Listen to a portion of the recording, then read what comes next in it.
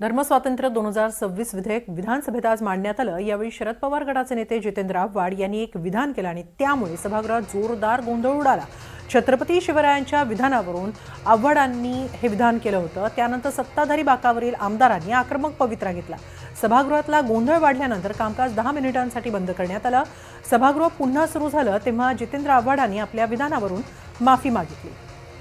तर सत्ताधाऱ्यांच्या आक्रमक भूमिकेनंतर आणि नार्वेकरांच्या निर्देशानंतर जितेंद्र आव्हाडांनी आपल्या वक्तव्यावर दिलगिरी व्यक्त केली।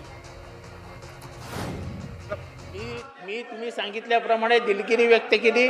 ज्यांच्या भावना दुखावल्या असतील त्यांची आपण सभागृहाची माफी मागा असे माझे स्पष्ट निर्देश आहेत। थांबा जरा।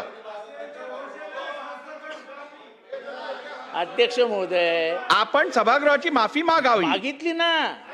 सभागृहाची बसून घ्या, असं नाही चालणार। बसून घ्या, बसून घ्या, असं नाही चालणार। बसून घ्या,